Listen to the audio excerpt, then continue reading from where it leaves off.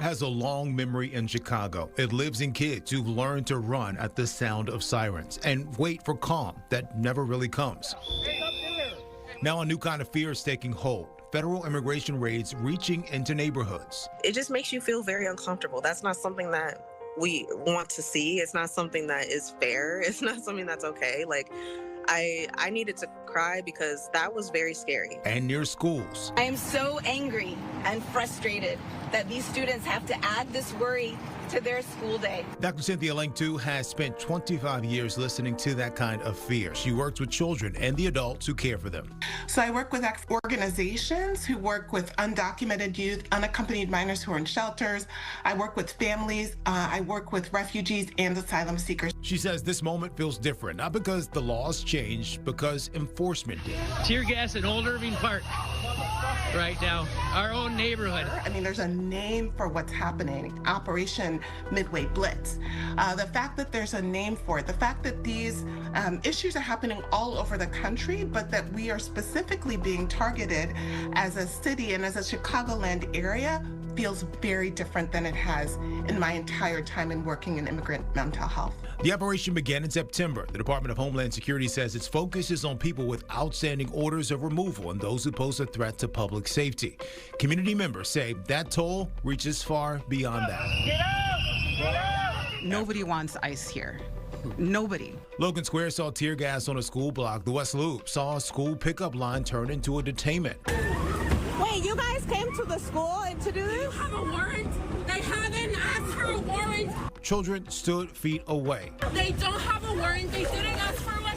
They forcefully opened the door of the truck. It was locked. It was locked. Even kids who never see anything like this are afraid. Lang 2 says they fill in blanks where adults leave silence, so start a conversation. I would say to go to all children who are experiencing this proactively and ask them what they're seeing and hearing.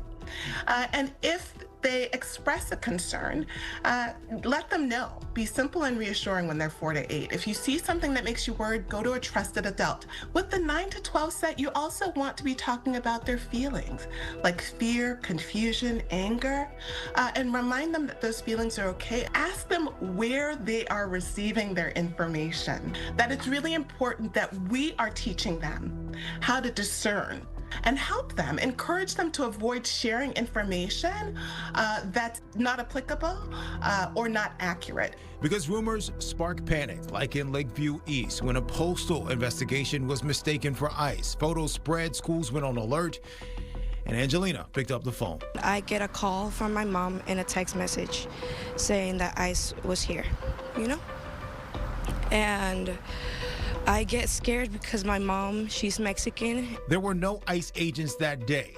USPS inspectors were executing a warrant in a meth bust, but the panic still changed her life. She's 17. My mom doesn't feel safe to go outside, right? So I have to go and pick up my sister. And if my mom wants me to go to the groceries, I'll do it. I have to go morning. And if I have to go night too, I'll go as long as my mom is safe. And for children and teenagers like her, researchers say that constant fear can turn deadly. A University of Southern California and Children's Hospital Los Angeles study found kids in migrant families face 4 times greater risk of suicidal thoughts and attempts when enforcement ramps up. Dr. Lang, too, says everything depends on who listens. Keep communication open and avoid creating fear.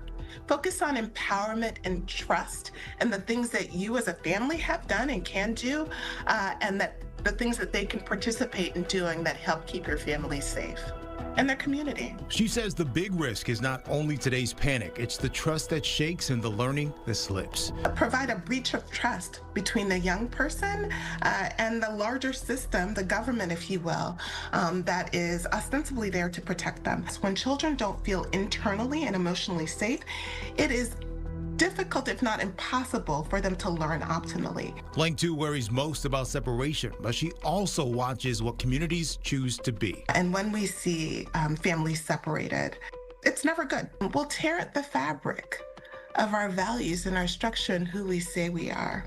And as much as our young people are seeing the tearing of the fabric, I think they're also seeing people stand up for what they believe. I think they're seeing their parents and their peers being good neighbors.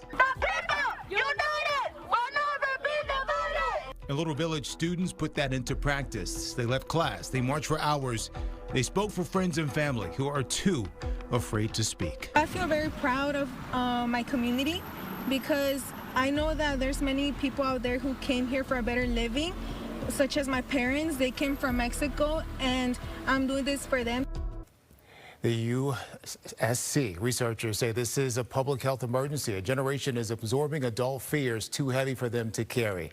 Dr. Leng Tu says if you need support, the National Alliance on Mental Illness Helpline is 1-800-950-6264. Or you can text HELLO to 741-741 for 24-hour crisis help. You can also reach out to Heartland Alliance or the Illinois Warm Line at 866-359-7953.